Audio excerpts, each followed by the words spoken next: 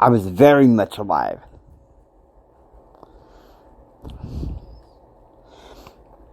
The morning they woke me up after surgery in the critical care unit, I felt like that there was these dark green and orange and red webs looking like they were about to just heading towards me, heading towards my face and everything. And I was reaching up trying to bat them away.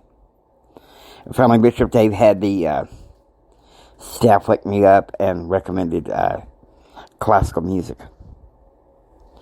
Okay, and so the classical music is playing, and there for a little while it's calming me down. But then, it must have been about maybe a couple of days later.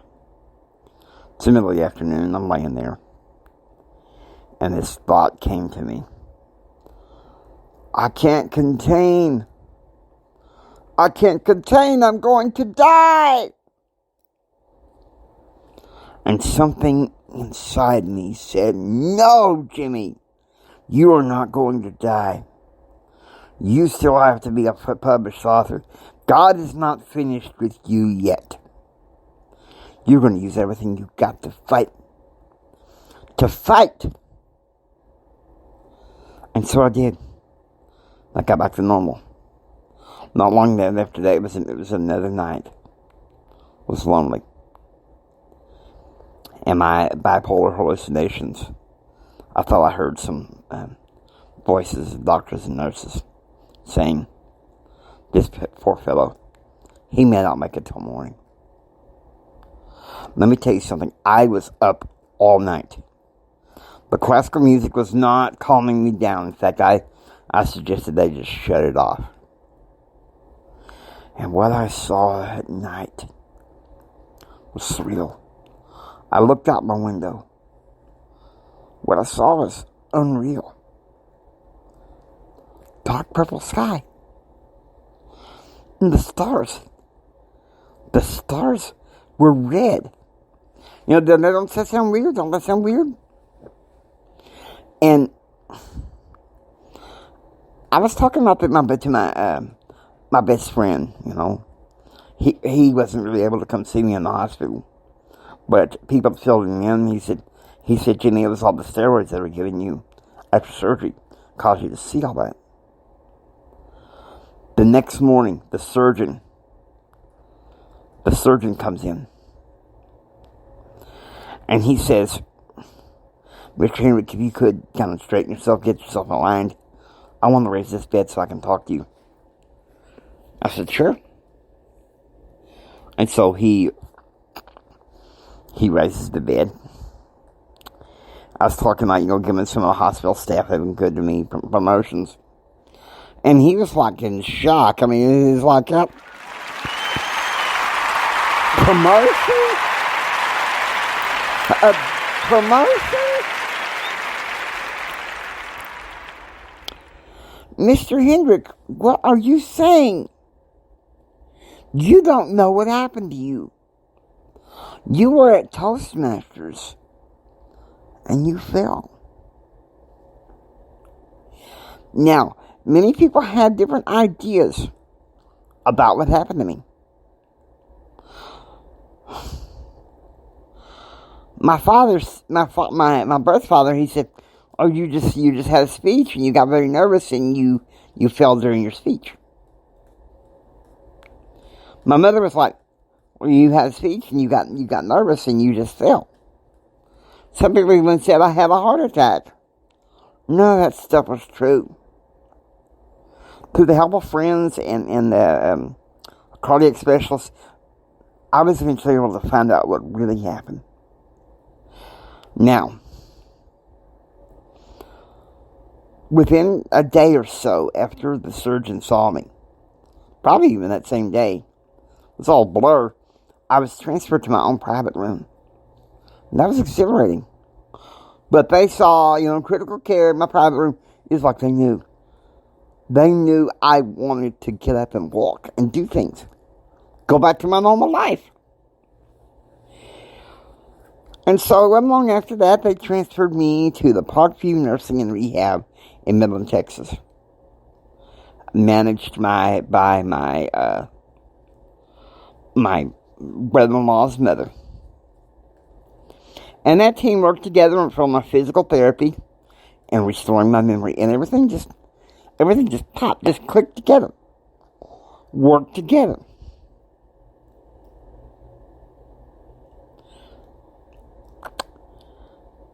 May 31st, 2019.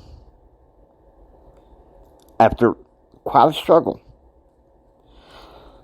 I had breakfast, had a shower. They were packing my stuff. My brother-in-law's mother had come in and told the nurse, well, look, pack his stuff. His sister and brother-in-law are outside. And I was like, wow, I get to go home. I'm supposed to be after lunch. I get to go home. Yay! So that was amazing. And I was celebrating for a while, but now I'm going to say it wasn't, once I got home, it wasn't without struggles. My family was still scared about what was going to happen to me. And I was functioning okay, don't get me wrong. I was functioning okay, but I wasn't functioning fully. And I would often cry sometimes like I want to give up. And then I got a call around late June by Bishop Dave's wife Emily, and she said, would you like to go ahead and finish the publishing process? I'm like, yeah, you better believe it. So we finished the proofreading, we get that stuff published, and on July 16th, 2019, my book gets published. The Winning Personality, a values-based approach to entrepreneurship in this society. Let me tell you something. That matters so much. That matters so much because I tell you something. That book being published was a watershed moment. But adversity wasn't done with me. I thought, this is iceberg on my case. I'm on my way to be a professional speaker. And then, within 8 months after publication, COVID happened. And lots of things in my life shut down. And I would get despondent and depressed. I was like, oh, nothing's working. Nothing's working. I give up. Okay, here's the beautiful part. Here is the beautiful part. Toastmaster starts meeting virtually, and I'm enjoying it. But by 2021, I'm getting restless with, just once a week virtual meetings. Because sometimes things would fall apart. And then, what do you know? What do you know?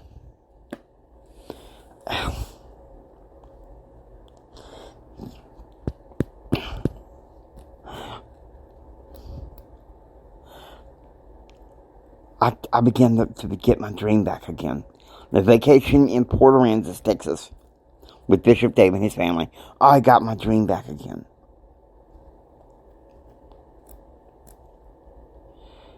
And so I'm 2021, I'm working along, I'm plodding along, doing the best I can. The first 3 months of 2022 have been very trying.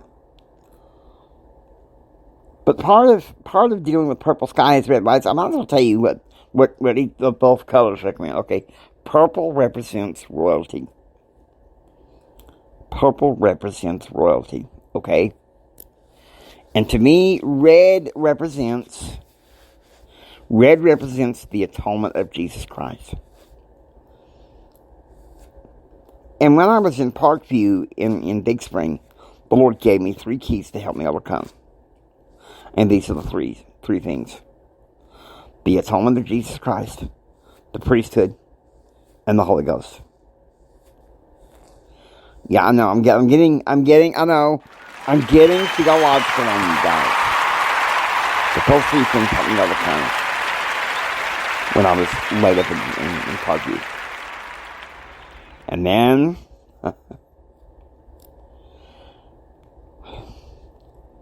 things were coming to a head.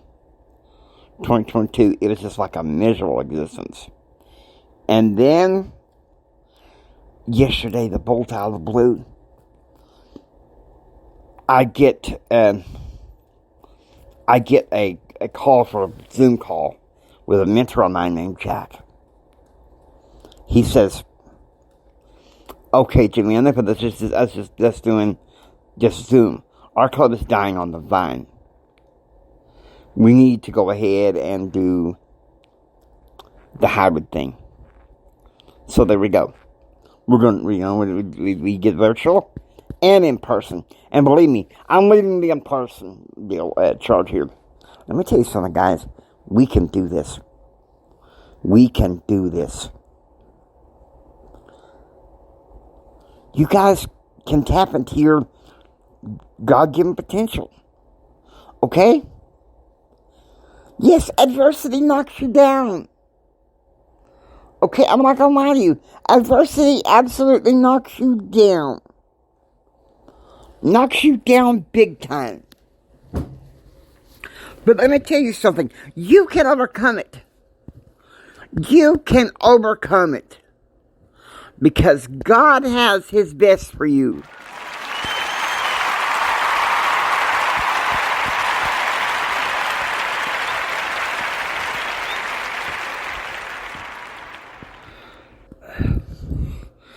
During COVID, I thought my life would never be normal again. I thought my life would never be happy again. And then came the blessing of it all. The granddaddy of them all. I learned a valuable lesson. Number one, quit complaining and trust God.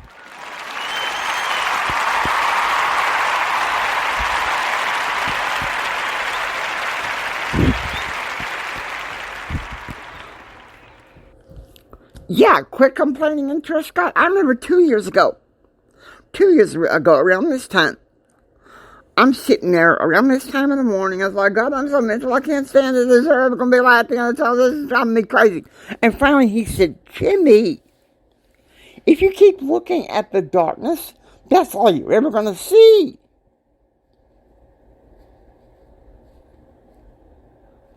So there you go. The beauty of it. The beauty of it. I'm not going to say that this is easy. Overcoming adversity isn't easy. But nothing that is easy is worthwhile.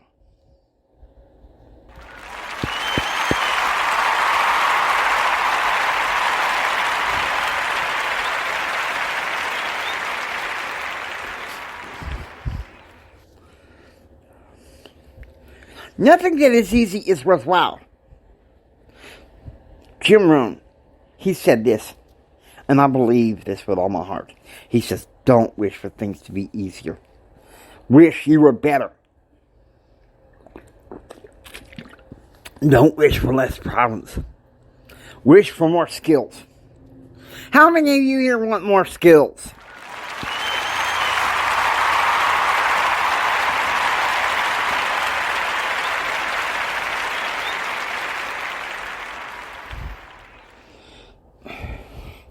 Because the essence of this thing is this. Your spirituality and your discipline and determination, those help you overcome adversity. Everybody, lots of people have told me over the past year, Jimmy, you have been the king of overcoming serious resistance. And I have been. I never thought that things would return back to full normal. And what do you know? They have. And you're thinking, well, Jimmy, why? What's the deal here? What's the deal here? What am I losing here? What am I losing here?